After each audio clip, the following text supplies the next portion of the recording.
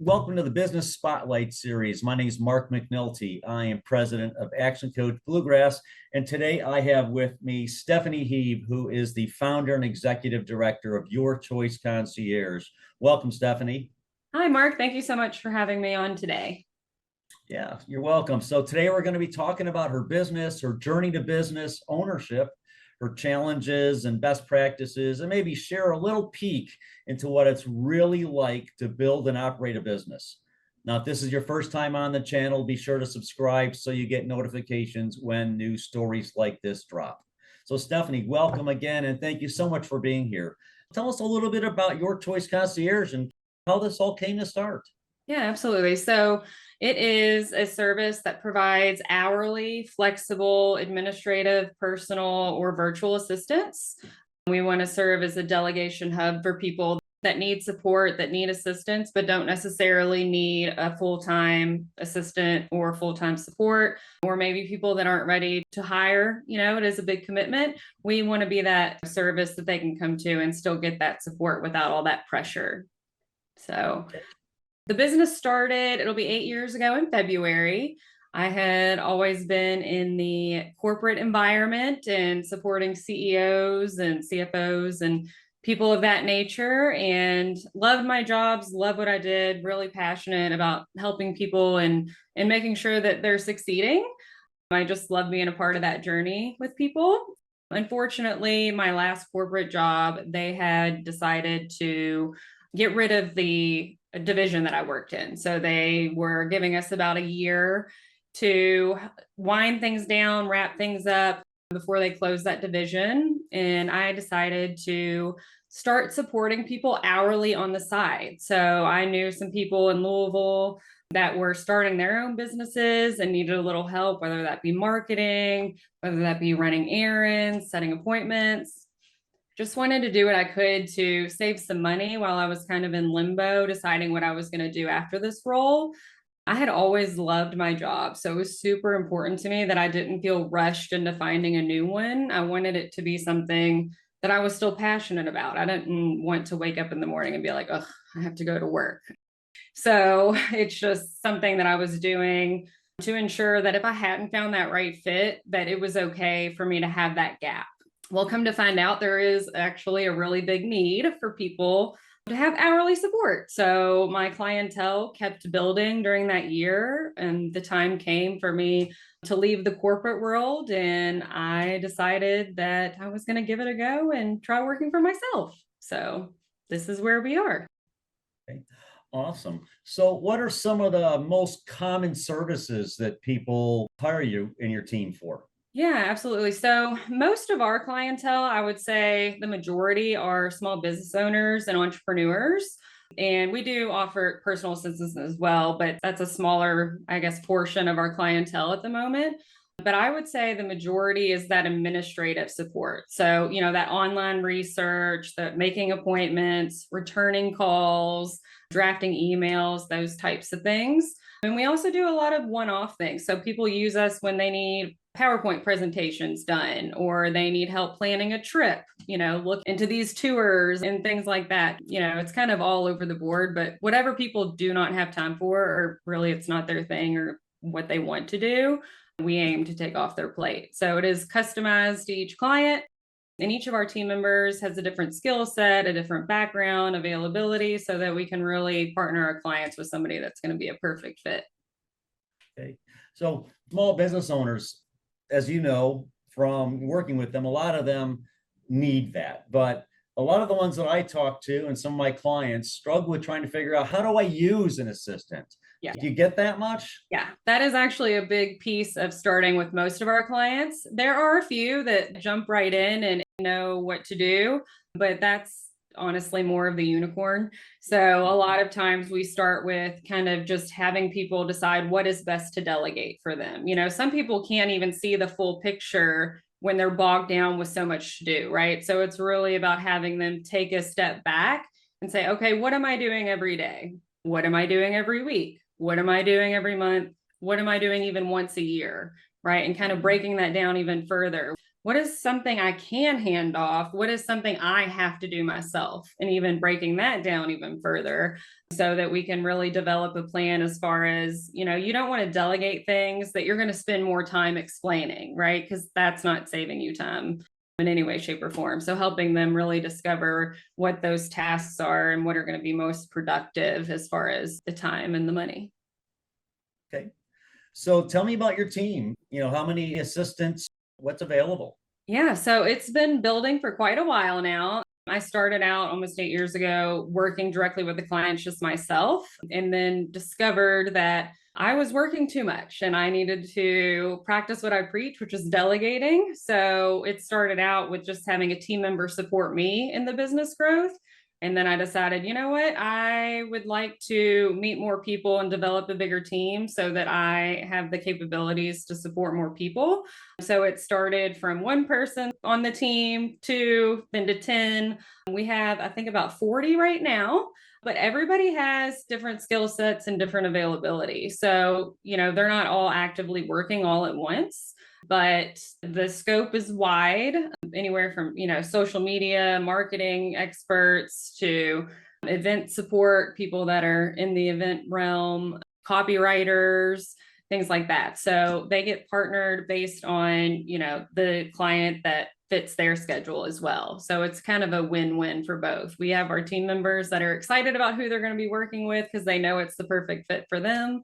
And then our clients don't have to worry about, recruiting and finding that good fit because that's another job in itself. Right.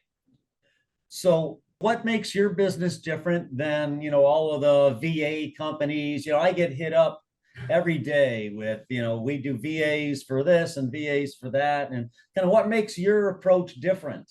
Yeah, so I would say probably the broad range of it. A lot of those businesses, so there are some competitors as well that focus more on the concierge part of it, the personal assistant side of it. And then there are those companies that you're talking about that only provide that virtual assistance. So we want to be a place that people can come to for all support because, again, if you're looking for support here and support here and support here, it becomes a whole nother job in itself, right? So we want to be that place that you can come to find all the support that you need, whether that's personal assistance on site, administrative assistance in an office, or the virtual support, that we can kind of fill those gaps. Even if we have you partnered with a team member that was specifically for, online research and you need errands run one day, if that team member is not local to you, we likely have a team member in your city that can run those errands. So you have one place to get all the support you need. Okay. So are your clients mostly in Louisville or all over the place or both? All over the place. So the majority, of course, starting out was in Louisville. I was going to, networking events and shaking hands. And then we kind of started branching out and doing advertisements outside of Louisville, finding team members outside of Louisville. All of our team members are based in the US. And if there is a client that comes to us and we don't have someone in their city and they need someone on site, if they will give us the opportunity, we love recruiting new team members and expanding into new cities. So we work with that client specifically on what their need is and fill that role. Okay. You talked about marketing and getting new clients and advertising. So what are some of your ways now of getting new clients? I'm sure there's word of mouth is quite a bit, Yes. but what else do you do? Word of mouth is definitely the most important to us, especially in this industry. It is hard for people, small business owners, entrepreneurs, just people in general to trust someone enough to give over those responsibilities, right? Especially small business owners. It's their baby. It's hard, right? So a lot of times their name is on the business even. So it's hard to let go. When they've heard from a previous client that we've done a good job for them and they've enjoyed our services and how much time we've saved them, it makes it a whole lot easier for new clients to jump in and work with us. Beyond that, we are, doing social media marketing, which people typically do these days. We also sponsor some events in places so that we can kind of get in front of people. And then we have our own podcast. So that kind of helps reach some people further away. Okay. So let's talk a little bit about the journey, right? Sure. You came out of corporate, you had some advance notice. So what was it that made you say, yeah, this is what I want to do? I think it was the clients that I was working with themselves. It's one thing to be in a corporate office and, you're appreciated to an extent, but you're also a number, right? Like in this big world and some people can see that you're making a difference, but when you're working one-on-one with our clients that genuinely like appreciate the support and can see that you're helping them with growth or, whatever that may be, that in itself to me was just a game changer. It felt more fulfilling. And then, as we, I guess, continue to grow, it also, I could see the fulfillment in our team members, right? Because they have the flexibility to kind of live their life the way they want as well, as far as building their own schedules and having more of that autonomy. There was times in the corporate world, I am a very efficient person and I get things done and nothing stays on my to-do list. And after asking, what else can I help with? That you just kind of sit there and wait for that 8-hour day to end, right? So it was special to me to be able to kind of, I guess, get people outside of that rut a little bit. Okay. What were some of the startup bumps in the road that you encountered that others getting into starting a business might encounter? Probably just learning about owning a business in itself, right? Like starting an LLC and then switching to an S corp and then all the taxes that go along with it, quarterly taxes, and the difference between 1099 and W-2, and just learning about business ownership in itself was probably my biggest challenge to start. I spent a lot of long days after working, just diving more into what makes a successful business and things that are required in a business, signing up for all the fun local tax state regulation stuff as well. So really honing into people that have the experience, I think was helpful in that though. I love my accountant. He has done wonders for me as far as making sure I don't screw anything up. Good. Yeah, when you've got a lot of part-time like that, managing payroll and getting it right makes Yeah. a really big deal. Mhm. So looking back, what's a memorable roadblock or hurdle that you had to overcome that just really sticks out that you could share? I think initially it was just about finding like the right software and business apps and things for us to use to make it a seamless transition after partnering clients with our team members, like how they're going to clock in, how we track our tasks and our time and invoicing and things like that. And once we found that platform, which we use Zoho, I am a Zoho partner because I love it so much. And it literally kind of snowballed the business into growth because we did have those processes and procedures in place at that point, which is huge. Okay. So fast forward 2, 3, 5 years, what does it look like for you?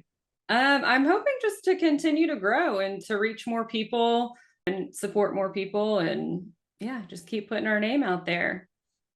Okay. You see a need to open up in other cities, or is the virtual nature of it make that unnecessary? Yeah, so that's one of the good things I think about this business is that there is low overhead. If we go into offices, we go into clients' offices or Right. we meet them at coffee shops. So we don't have any physical locations and we really can be anywhere. So yeah, we have a Denver client, we'll get a Denver team member, things like that. Okay. What's something that was the biggest impact on you and your growth as a business owner? I would say the processes and procedures, like really sitting down and saying, this is how this business is going to operate. These are the steps for recruiting, for onboarding new team members, for onboarding new clients, and, just making it so that as we do continue to grow, I have that documented, I have it in place so that I can continue to delegate as well without having to spend much of my time, just having a clear business structure and making sure that we stick to that model and yeah, of course, change it as needed and nothing ever stays the same, but just to have that general sense of the business operates in this way and it's working like a well-oiled machine. So I think a lot of that I owe to sitting down and really developing all that. Okay. The systems is part of the answer to this question, but tell us a little bit about what's it like to have to manage 40 plus part-time. Yeah. So again, the system I have in place as far as, who's active, who's actively working with clients, who is waiting for a new client, have it all in a system. So it's nice and easy for me. And really, it's just about building those relationships and keeping them. So checking in with our team members regularly, just like we check in with our clients, making sure that, if they need support, that they know that they have a team behind them. Although we work independently with our clients, we also use each other as resources. So if somebody were to ask one of our team members to take on a task that's maybe outside of their skill set, or, for me personally, it's Excel formulas. It will take me 4 hours. I have a team member that could probably knock it out in an hour, just making sure that we're there for each other when we need to be. Okay. So what sorts of things do you do with your team to make them feel like a team? And, they're remote, they're virtual, and I'm assuming they're mostly, if not all, 1099. Yes. So they're not technically employees, but I imagine you're still trying to build a culture and instill your values. It is a pretty individual work environment. So it is just about those check-ins. And if somebody wants to meet, we're definitely happy to meet. But really, as far as outreach goes, it's just those regular check-ins. And people, honestly, since the pandemic, really enjoy independent work, I've found, and kind of getting their things done on their own time, which is nice. Obviously, some clients have more deadlines and things that are more specific, but this job really keeps people in charge of their own lives as far as their work schedule and things like that. So last question about that, because it's a different type of business model that is one of the business models of the future. So how do you keep in touch with the clients to make sure that their needs are being met? Yes. Because you've got independent contractors supporting them, but they're still your clients. Correct. Yes. So we do monthly check-ins. At the end of each month, we send the client what we call a work log. So it's essentially the date, the task name, the time that was spent on all their tasks for the month. And at which point I'm also checking in to say, is there anything we can do to improve your experience? Is there something else that we can be taking off your to-do list, right? Because some people, once they start working with somebody, they're like, well, maybe Stephanie can't handle that. So I just like to touch point and say, hey, want to let you know, if this team member can't help you, another team member can help you, and just making sure that they know that I'm there if there is an issue for any reason. Okay. All right. Excellent.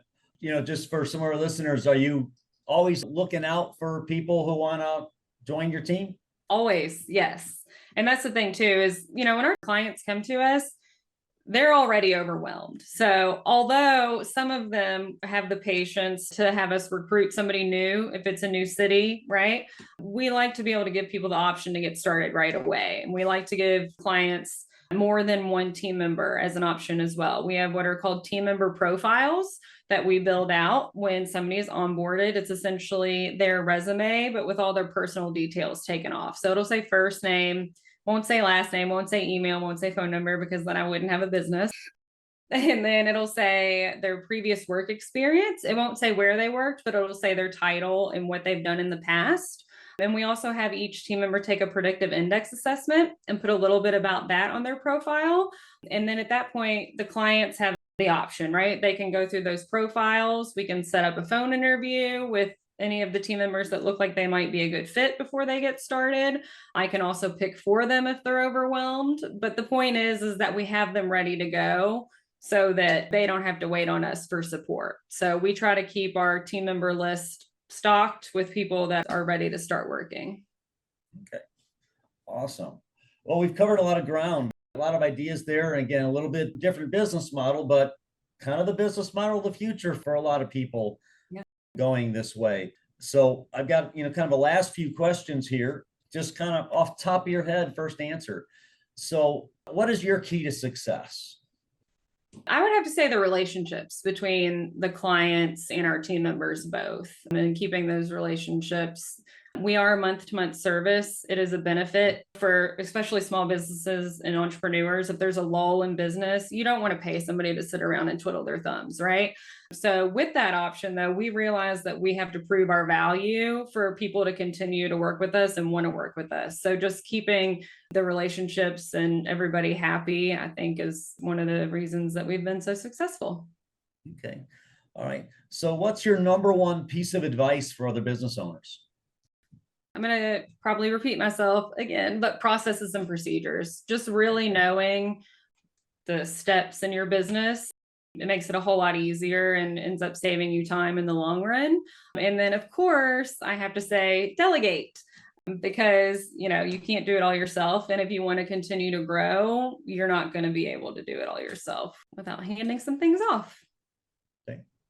So what's a book you're reading or listening to these days that you would recommend to other business owners?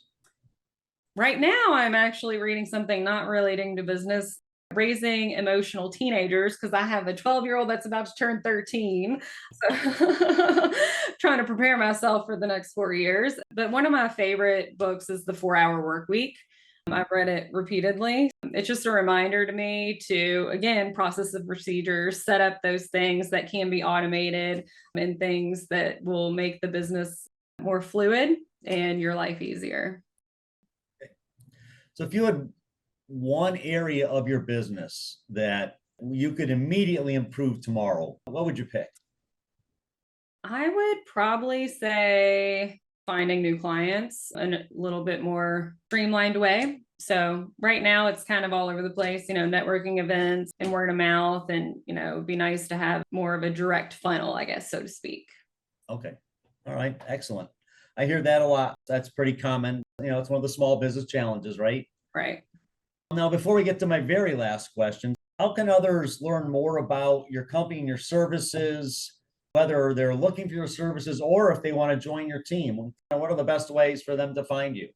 We have our website, www.yourchoice-concierge.com, and there is a contact form on there. There is also our phone number and our general inbox that is listed on our website as well. Should be pretty easy to find on there. All right, good. And then you're also on Instagram, Facebook, everywhere, LinkedIn, Twitter, all the things. Yeah. Okay. You can also Google us, and our Google My Business page should show up as well. Okay. All right. So last question I have for you today, Stephanie, is what inspires you the most right now? I think just continuing to grow this business and seeing the difference that it makes in both the clients and the team members' lives, because there's a lot of stressed people that come to us. And, some circumstances with our clients, either they've lost an employee or something's happened in their family, or, sometimes situations bring clients to us. So it's just really inspiring to see the difference that we can make in people's lives, even if it's just a couple hours a week of support and, them having that resource and somebody to help them walk through it at that time. Awesome. Thank you. I love that answer. So listeners, this has been Stephanie Heeb, who is the founder and executive director of YourChoice Concierge. Thank you so much for being here today and sharing a little bit about your journey and some of the things you've had to overcome and lessons you've learned along the way. I appreciate it. And if this is your first time listening, go ahead and hit that subscribe button so you can get notifications when further conversations like this drop. Stephanie, thank you so much for being here with us today. We really appreciate it. Thank you, Mark. I really appreciate being involved. All right. That's all for today. And we will see you all on the next interview. Bye.